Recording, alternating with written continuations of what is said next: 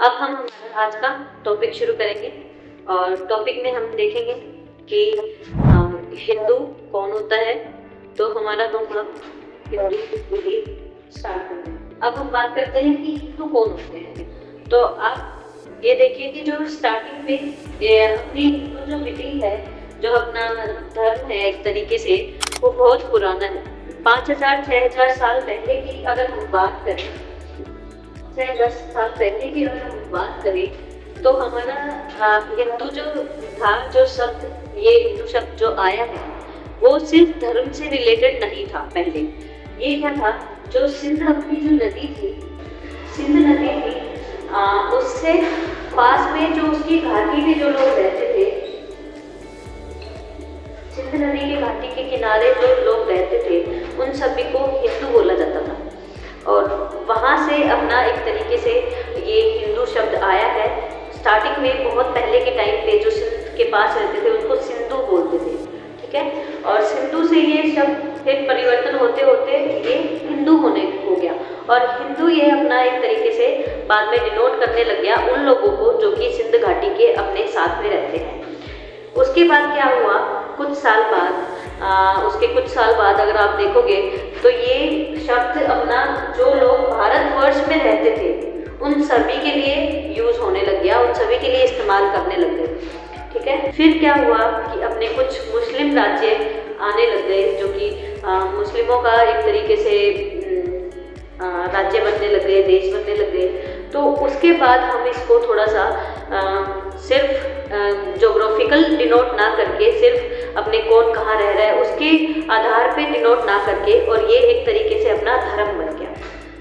तो इसमें ये बोलने जाने लग गया कि जो मुस्लिम नहीं है वो हमारे हिंदू हैं, जो पारसी नहीं है वो हिंदू हैं, जो यहूदी नहीं है वो हिंदू हैं, जो ईसाई नहीं है वो सब हिंदू हैं। तो ऐसे लोग चार धर्मों को हटा दें तो जो बच गए वो हमारे सारे हिंदू में आते हैं। हिंदू जो विधि है वो हमारी किस किस पे लागू होती है और कौन कौन उसके अंडर आएगा, ये हम अपना डेफिनेशन टाइप एक तरीके से हिंदू की देखेंगे, जो कि सेक्शन 2 के हिंदू विवाह अधिनियम के अंदर धारा 2 के अंदर जो हमारी डेफिनेशन दी हुई है वो हमें ये तो नहीं बताती है कि हिंदू को कैसे परिभाषित करें, लेकिन हमें ये जरूर बताती है कि कौन कौन हिंदू होगा और ये विधि किस किस पे लागू होगी और किस पे नहीं होगी, ये भी वो एक तरीके से हमें बताती है। तो ये डेफिनेशन अपनी एक तरीके से थोड़ी सी सकारात्मक भी है और नकारात्मक भी है। मतलब ये डेफिनेशन अपनी नेगेटिव भी है और पॉजिटिव भी है। तो पॉजिटिव में हमारा क्या पॉइंट है कि सबसे पहले जो हिंदू कौन कौन होते हैं, ये किस किस पे लागू होती है। तो जो लोग जन्म से हिंदू, बौद्ध या फिर जैन हैं, सिख हैं, वो हमारे हिंदू विधि से एक तरीके से उस पर लागू होती है। सेकंड हमारा है, ठीक है, तो जो धर्म से हिंदू है, बौद्ध है, जैन है या फिर सिख है, वो हमारे हिंदू विधि से, उनके ऊपर हिंदू विधि लागू होगी, गवर्न होगी। थर्ड जो है हमारा पॉइंट आता है जिसका एक तरीके से जो यहाँ अपने भारत में रहते हैं, जो कि 4 धर्म के नहीं हैं, तो जो बच गए वो लोग भी हमारे हिंदू में ही आते हैं। ऐसे लोग जो कि मुस्लिम हैं या ईसाई हैं या पारसी हैं या यहूदी हैं, यहूदी हम बोलेंगे नहीं है, उन सब पे भी हमारे हिंदू विधि लागू होगी। तो ये तरीके से हमने ये देखा कि इन 4 धर्मों को छोड़ के, मतलब इनके ऊपर लागू नहीं होगी, और इनको छोड़ के जो बाकी हमारे जो बच गए उन सब पे भी हमारा हिंदू विधि लागू होगा। तो अब हम स्टूडेंट्स अपना एक एक करके ये पढ़ेंगे कि पहले का क्या मतलब था, पहला जो हमारा पॉइंट था उसको ढंग से एक्सप्लेन करेंगे, उसके केस देखेंगे और फिर हम दूसरे पे पहुंचेंगे। तो जो जन्म से की अगर हम बात करें तो ऐसे बच्चे या ऐसे लोग जिनके दोनों माता पिता हिंदू है या बौद्ध है या जैन है या सिख है, तो जिनके दोनों माता पिता अगर हिंदू हैं या बौद्ध है या जैन है या सिख है, इसमें सारे आ जाते हैं, वो सब हैं, तो वो सारे हमारे हिंदू होंगे, ठीक है।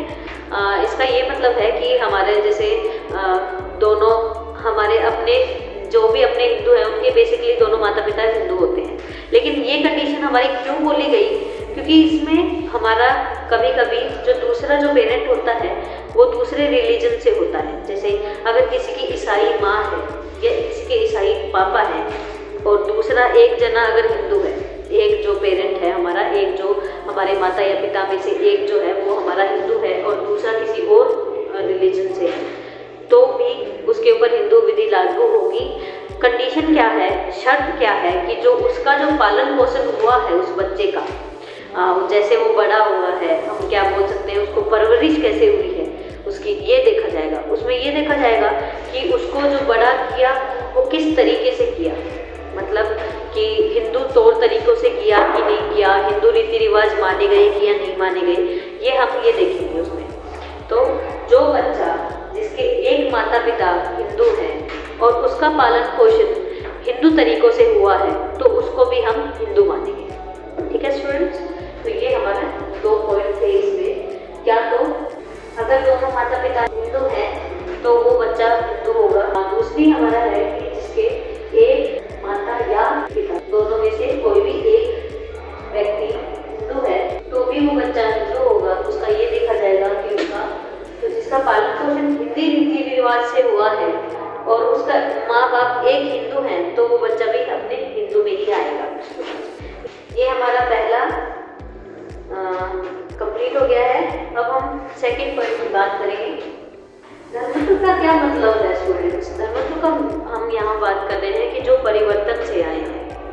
आप तो ये बोलोगे कि मतलब हम हिंदू हैं तो हमारा धर्म तो हिंदू ही हुआ ना, इसका ये मतलब नहीं है। इसका ये मतलब है कि जो परिवर्तन से आए हैं, जिनका धर्म पहले कुछ और था और अब आके वो लोग हिंदू बन चुके हैं। कि बहुत सारे ऐसे होते हैं जो प्रभावित हो जाते हैं हमारे धर्म से, कहीं जाके आए, किसी मंदिर में जाके आए, या फिर कोई भी रीज़न रहा हो उनका प्रभावित होने का, या फिर उसको किसी हिंदू से शादी करनी थी तो भी चेंज कर सकते हैं। तो कोई भी उनका कारण रहा हो और वो परिवर्तन होके हमारे हिंदू बन गए हैं, या फिर सिख बन गए हैं, या जैन बन गए हैं, या बौद्ध बन गए हैं। अगर हम हिंदू की बात करेंगे तो उसमें हम इन तीनों की बात करेंगे। आप ये चीज़ अपने दिमाग में डालना कि अगर हम ऐसे बोल रहे हैं कि हिंदू हिंदू हिंदू, क्योंकि हमारे आगे पूरा इस एक्ट में हम पढ़ेंगे तो उन तीनों में इसमें हिंदू में हम जैन, बौद्ध और सिख को भी साथ में लेके चल रहे हैं। ओके, तो जो कन्वर्जन से इन तीनों चारों रिलीजन में, इन चारों धर्मों में अगर कन्वर्ट हो गए हैं तो वो सारे हिंदू हैं। ठीक है स्टूडेंट्स, तो इसमें क्या है, जो हिंदू कन्वर्ट हो गया है, ये भी हो सकता है स्टूडेंट्स हमारे क्या बोलते हैं एक तरीके से कानून उनको भी हिंदू मानता है। जो पहले मानो चलो एक केस लेते हैं, हम एक मामला लेते हैं किसी एक पर्सन का, कि एक इंसान है जो पहले हिंदू था लेकिन बाद में वो मुस्लिम बन गया, मान लो, ठीक है, तो मुस्लिम बन गया, पहले हिंदू था, तो अब वो क्या होगा, अब वो मुस्लिम हो गया तो वो हमारे हिंदू विधि से नहीं गवर्न होगा, लागू उसके ऊपर नहीं होगी। लेकिन फिर कुछ टाइम के बाद में उसको लगा कि नहीं मैं तो हिंदू ही ठीक हूँ और वो फिर से हिंदू बन गया है, मतलब उसने दोबारा से अपना धर्म का परिवर्तन कर लिया, तो भी वो हिंदू में आएगा। कन्वर्जन से या फिर रीकन्वर्जन से भी हम दोनों को लेंगे। इसका ये मतलब ये एक बार आपने परिवर्तन कर लिया, दूसरी बार आप नहीं कर सकते, आप कर सकते हो। मान लो कि वो पहले किसी के इन्फ्लुएंस में आके, किसी के प्रभाव में आके वो मुस्लिम बन गया हो, या फिर ईसाई, पारसी या यहूदी कोई और धर्म का हो गया हो, और फिर कुछ टाइम बाद उसको ये एहसास हुआ हो कि नहीं मेरा तो हिंदू ही धर्म ठीक था, तो दोबारा से उसने परिवर्तन कर लिया। तो ऐसे इंसान को भी हम हिंदू ही मानेंगे और उस पर हिंदू विधि अपनी लागू हो। ऐसे जो व्यक्ति हैं जो कि मुस्लिम, ईसाई, पारसी और यहूदी नहीं हैं, जो हमारे हिंदुस्तान में, हमारे इंडिया में जो रह रहे हैं, उनमें से ये चारों धर्म के नहीं हैं, वो भी हमारे हिंदू धर्म से ही लागू होते हैं, उनके ऊपर भी हमारा हिंदू धर्म लागू होता है, और वो भी हम लोग की डेफिनेशन से। वैसे जो हम बात करेंगे वो हम पूरा विधि को ध्यान रखते हुए बात करेंगे कि वो हमारे ही जो विधि है, हिंदू विधि है, उसके अंदर आएंगे और उनके ऊपर भी वही लागू होगा। ओके, इसमें हम कैसे लोगों की बात कर रहे हैं, आप एकदम एग्जाम्पल लें, आप ये सोचेंगे कि किसी का धर्म तो हो ही नहीं, मतलब सभी का धर्म होता है, कोई ऐसा तो होता ही नहीं है जिसका धर्म नहीं है। लेकिन यहाँ पे हम किन लोगों की बात कर रहे हैं, यहाँ पे हम उन लोगों की बात कर रहे हैं जो अपने आप को नास्तिक बोलते हैं। जैसे कि वो ये बोलते हैं कि हमें तो किसी भी धर्म में विश्वास नहीं है, या हमें तो किसी भी भगवान में विश्वास नहीं है, तो उनको हिंदू ही बोलेंगे। और हिंदू विधि ही अगर आगे उनको वो कोर्ट में जाके ये नहीं बोल सकते कि हमें तो किसी धर्म में विश्वास नहीं है तो हमारे ऊपर कोई सा भी कानून नहीं लगेगा, तो उनके ऊपर भी हिंदू कानून लगेगा। और ये देखा जाएगा कि उनके माता पिता कौन से हैं और वो किस तरीके से आज तक उनका बचपन से किस तरीके से उनको बड़ा किया गया है। अगर कोई मुसलमान ये बोलता है कि मुझे तो किसी भी धर्म में विश्वास नहीं है, मुझे तो मुसलमान धर्म में भी विश्वास नहीं है, तो उसको मुस्लिम लॉ से ही गवर्न किया जाएगा। उसका माता पिता कहाँ के हैं ये देखा जाएगा, कौन से धर्म के हैं ये देखा जाएगा। तो ऐसे ही जो लोग नास्तिक अपने हिंदू धर्म में नास्तिक हो जाते हैं, हमारा धर्म बहुत लीनियंट है बच्चों। एक तरीके से वो आपको अपने भगवान एक तरीके से चूज करने की, आपको क्या करना है ये अपने आज़ादी देता है। यहाँ यहीं पे अगर आप मुस्लिम धर्म को देखें तो उसमें आपको 5 प्रेयर करनी ही होती है, या फिर उसके कुछ बेसिक जो रूल्स हैं वो आपको फॉलो करने होते हैं। लेकिन हिंदू जो अपना धर्म है उसमें इतना कोई स्ट्रिक्ट रूल नहीं है कि आप अगर मंदिर नहीं जाओगे तो आपको कोई सजा देगा या फिर कुछ होगा, आपका अपने हिसाब से कर सकते हो। तो कुछ अपने धर्म के कुछ लोग ऐसे भी मानते हैं कि हम तो नास्तिक हैं, हमें तो धर्म में और भगवान में विश्वास नहीं है, तो उन लोगों को भी हम इसी ही हिंदू विधि से ही उनके ऊपर अप्लाई होगी। और ऐसे लोग जो सभी धर्मों को मानते हैं, कुछ ऐसे भी होते हैं, जैसे कुछ लोग ऐसे होते हैं कि जो कि किसी को भी नहीं मानते, तो हर एक चीज़ का 2 पक्ष होते हैं आपके हमारे हिसाब से, आपके हिसाब से कि हर चीज़ के 2 पहलू होते हैं। तो ऐसे लोग भी होंगे जो कि किसी को भी नहीं मानते, तो ऐसे लोग भी होंगे जो सभी को मानते हैं। आप उनको देख लो, एक तरीके से चर्च में जाके भी प्रेयर कर लेंगे, वो मस्जिद में जाके भी कर लेंगे, वो अपने मंदिर में जाके भी कर लेंगे, वो गुरुद्वारे में भी चले जाएंगे। उनको एक तरीके से सभी धर्मों में और सभी भगवान पे विश्वास होता है।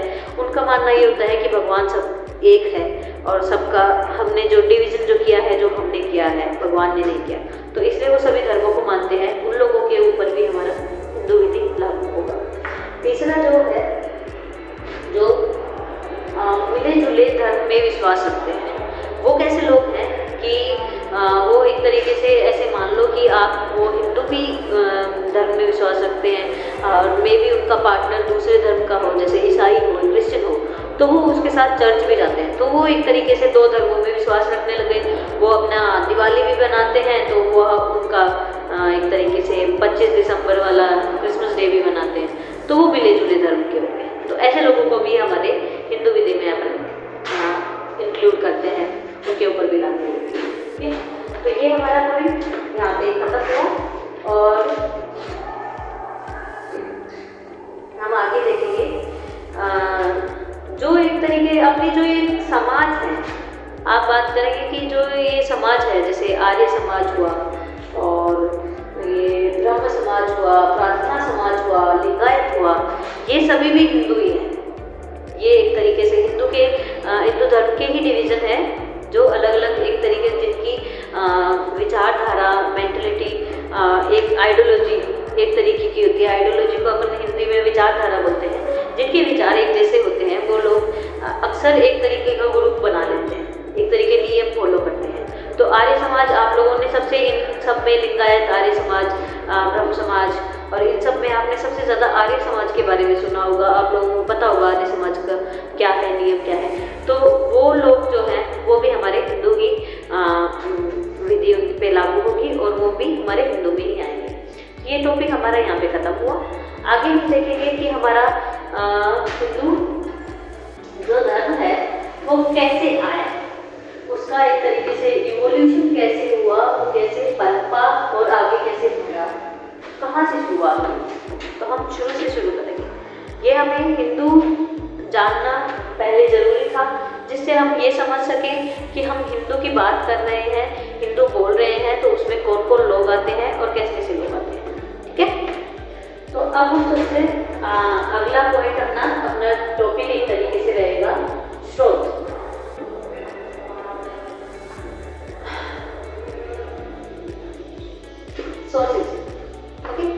सोर्सेज और स्रोत, आप अगर सोर्सेज की वर्ड की, इस शब्द की अगर हम बात करें तो इस शब्द का मतलब क्या है? इस शब्द का मतलब है कि आपका मूल क्या है। जैसे कोई भी आप अगर बिल्डिंग बनाते हैं, कोई भी अगर आपका मकान बन रहा है, कोई बिल्डिंग बन रही है, कुछ भी बन रहा है, तो आप सबसे पहले क्या करते हैं? उसकी नींव मजबूत करते हैं, राइट? तो अगर उसकी नींव मजबूत हुई तो हमारा मानना होता है कि मकान भी मजबूत होगा। तो ऐसे ही नींव की इम्पोर्टेंस कितनी ज़्यादा होती है किसी मकान में, ऐसे ही हमारे स्रोत की इम्पोर्टेंस ज़्यादा होती है। स्रोत एक तरीके से आप यही सोच लो कि उसकी नींव, हमारे धर्म की नींव क्या है, हमारा धर्म कहाँ से आया है, हम ये पढ़ेंगे। तो ये जानना भी उतना ही ज़रूरी है जितना हम आगे जाके अपने एक्ट्स को पढ़ेंगे, अपनी धाराओं को पढ़ेंगे। जब भी कोई कोर्ट में केस जाता है हमारा, किसी एक तरीके से लॉ के ऊपर क्वेश्चन उठता है कि ये जो आपने बोला ये सही है या गलत है, तो उसमें सबसे पहले हमारा यही देखा जाता है कि उस विधि का आधार क्या है, उसका स्रोत क्या है, वो किस बेस पे आई थी, उसको लाने का अपना ऑब्जेक्टिव क्या था, हमारा क्यों लेके आए हैं, ये उसको देखेंगे। और फिर उस हिसाब से ही कोर्ट उसका आगे जाके आपका जजमेंट पास करती है, एक तरीके से उसका क्या बोलते हैं, आदेश देती है उस हिसाब से कि ये विधि जो है वो सही है या गलत है, इसके ऊपर जो क्वेश्चन उठा है वो सही है या गलत है, वो उसी का आधार में देती है। तो हमारे स्रोत हम पढ़ें। स्रोत दो टाइप के हैं हमारे,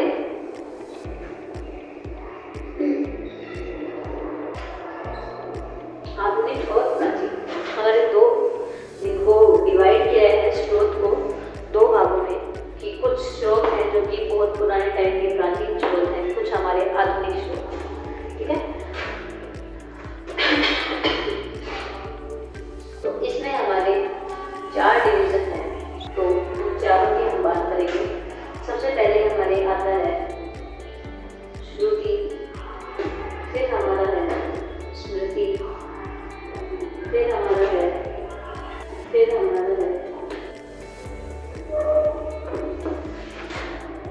रूढ़िया भी बोल सकते हैं इसको। तो हमारे जो कस्टम होते हैं, रीति रिवाज जो होते हैं, उनको हम रूढ़िया भी बोल सकते हैं, ठीक।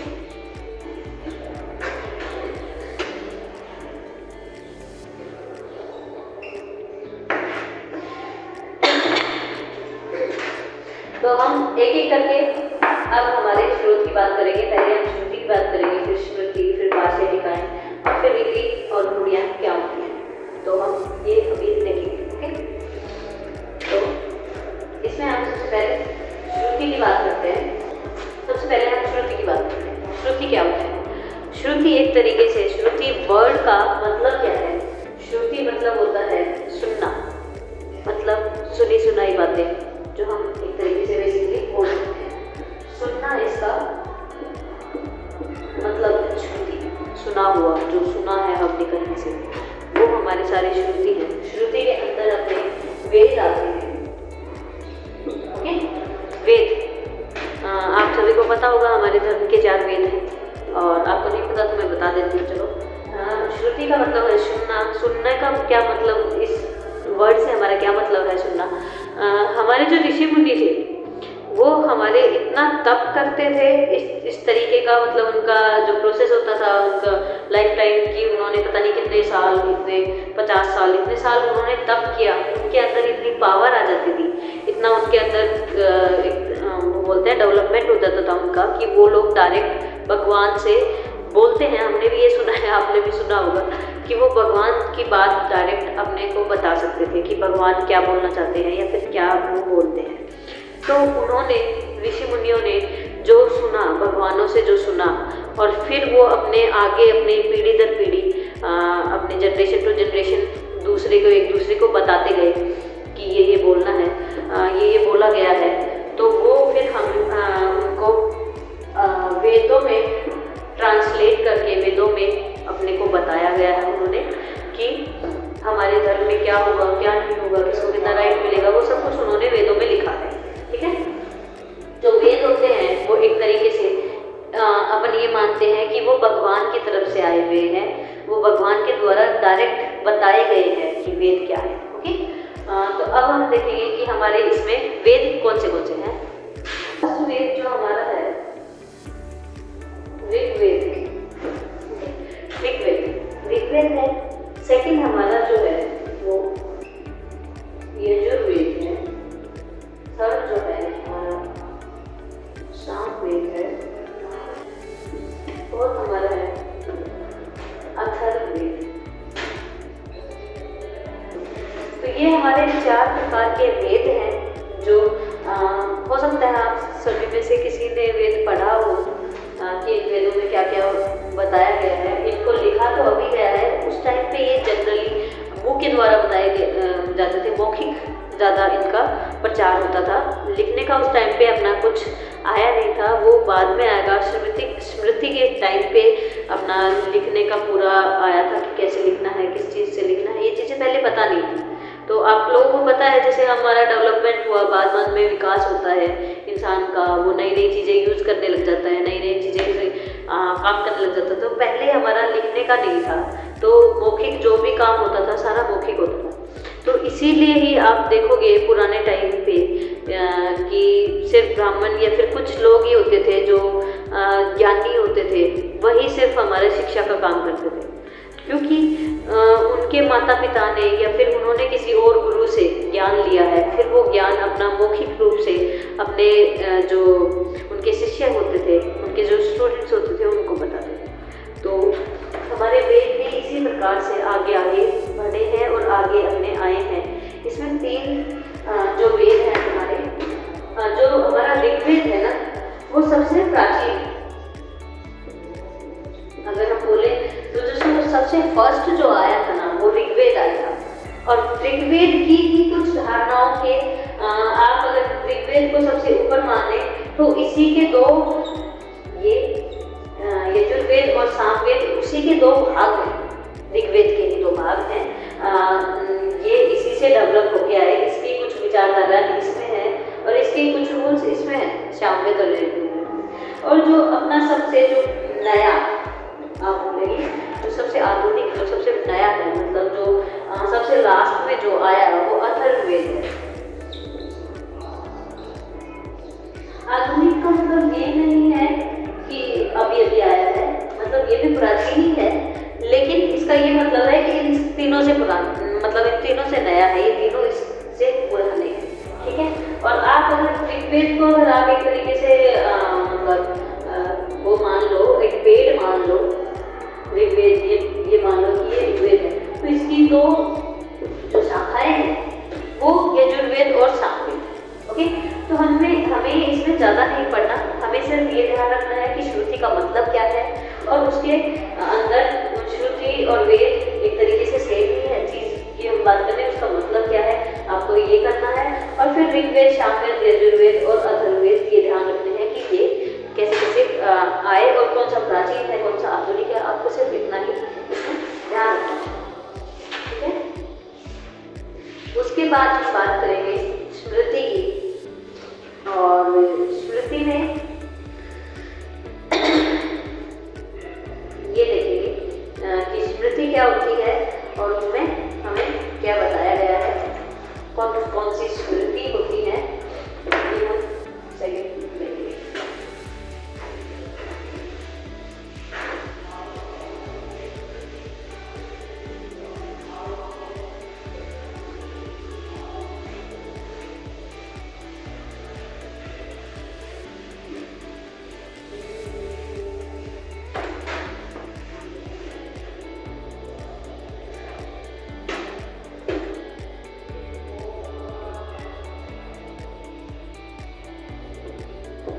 श्रोत की बात कर रहे हैं। हाँ, सेकंड हमारा श्रोत है स्मृति। स्मृति क्या होता है? जो हमने पहले देखा कि श्रुति का क्या मतलब था, सुनना, ऐसे ही स्मृति का क्या मतलब है,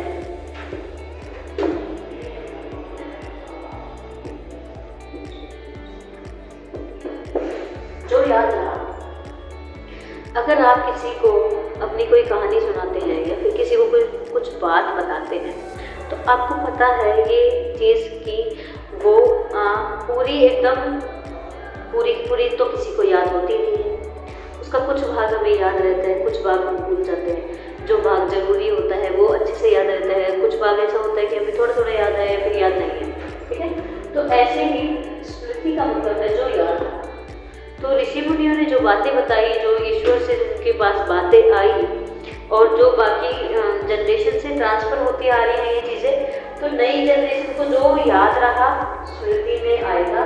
जो याद रहा उन्होंने क्या किया, उसको लिपिबंद कर दिया। लिपिबंद का मतलब होता है लिख दिया कहीं पे, ठीक है। तो जो लिपिबंद कर दिया तो स्मृति आ गई। जो उन्होंने लिखा उन सबको हम स्मृति बोलते हैं।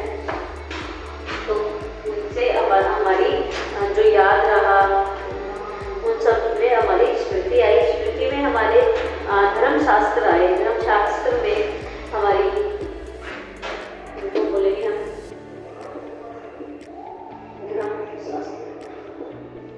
मतलब जो धर्म के बारे में आपको बता रहे हैं वो सारे धर्मशास्त्र, उनमें क्या लिखा गया, उनमें सबसे पहले कौन सा है। जैसे हमारे वेद सिर्फ 4 थे, ऐसे हमारी स्मृतियाँ बहुत सारी हैं, लेकिन हम जो ज़्यादा पॉपुलर है, जो ज़्यादा एक तरीके से क्या बोलेंगे आप उसको, जो ज़्यादा याद रखी गई उसको हम स्मृति धर्मशास्त्र को स्मृति को याद रखेंगे, मतलब उसको हम पढ़ेंगे। सबसे पहले हमारे जो सबसे फेमस स्मृति है वो हमारी है मनुस्मृति। आप सभी ने सुना होगा मनुस्मृति के बारे में, अगर आप थोड़ा बहुत जानते हैं इसके बारे में, तो धर्मशास्त्र वगैरह के बारे में जानते हैं, तो सबसे पहले हमारी आती है मनुस्मृति। मनुस्मृति का, जैसे हमारी स्मृति का कोई लेखक नहीं है, ऐसे मनुस्मृति का हमारा लेखक है। ये लिखा गया है मनु से, जो मनु है वो इसके लेखक थे। इसमें हमारे 12 अध्याय हैं। हमारे 2694 वेद श्लोक है, ठीक है। तो आप लोगों को पता है कि हमारी चीज़ें लगभग संस्कृत में आई हैं। हमारी जो ओरिजिनल भाषा थी वो संस्कृत में थी, गीता जो है वो संस्कृत में है। ऐसे ही संस्कृत के अंदर हमारे श्लोक्स हैं, ठीक है। तो श्लोक जो हमारे वो इतने श्लोक इस मनुस्मृति में हमारे हैं, उसमें ये सब दिया गया है कि हमारा धर्म कैसे चलेगा। लेकिन मनुस्मृति की एक क्या बोलेंगे आप उसको, थोड़ा सा इसकी सोच विचारधारा थोड़ी पुरानी थी, ये थोड़ी सी स्ट्रिक्ट थी, ठीक है। तो इसमें क्या होता था कि इसमें मेल जो मेंबर है, जो आदमी है, उसको ज़्यादा राइट्स मिले हुए हैं और औरत जो है उसको कम अहमियत दी गई है। औरतों को और शूद्रा जो हम होते हैं हमारे, उनकी अहमियत कम है, आदमियों की उसमें पावर और अहमियत ज़्यादा है, ठीक है। तो जैसे प्रॉपर्टी वगैरह के मामले हैं उसमें औरतों का कोई उसमें नहीं दिया, औरतों का बेटियों का कोई राइट्स नहीं। तो हमारे स्मृति में ये है। इसलिए हमारी स्मृति जो है वो आती है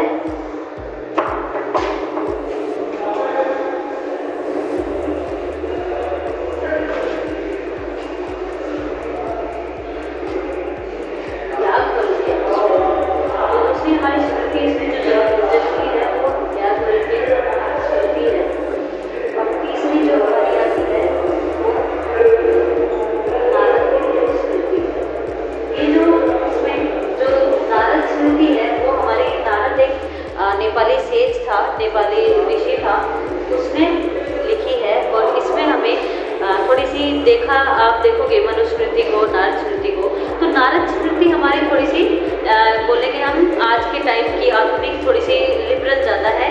इसमें ना तो केवल लड़कियों को प्रॉपर्टी में अपना हिस्सा की बात की गई है, बल्कि इसमें ये बात भी की गई है कि जो विधवा जो होती है उसकी दोबारा शादी होनी चाहिए। आप सोचो कि ये स्मृतियाँ कितनी 1000 वर्ष पुरानी है, उसके बावजूद भी नारद जी ने ये ऋषि ने ये बात की कि जो विधवा जो हो जाती हैं उसको राइट होना चाहिए अपनी लाइफ जीने का, और वो उसको दोबारा आप उसका विवाह करो। तो हमने आज स्टूडेंट्स ये पढ़ा कि हमारे हिंदू विधि किस किस हमारे जो स्रोत हैं कि हमारे हिंदू विधि कहाँ से आई, वो भी हमने पढ़ लिया, जिसमें हमने पढ़ा कि श्रुति क्या होती है, श्रुति क्या होती है, इसमें कौन कौन से वेद आते हैं, ये हमने पढ़ा। सेकंड हमने पढ़ा कि हमारा स्मृति क्या होती है और उसमें कौन सी स्मृतियाँ हमारी आती हैं। तो क्लास आज हम यहीं पे ख़त्म करेंगे और फिर हम कल से अपना कल हमारी सेकंड क्लास में हम आगे की भाष्य टीकाएँ और उनकी बातें करेंगे। तो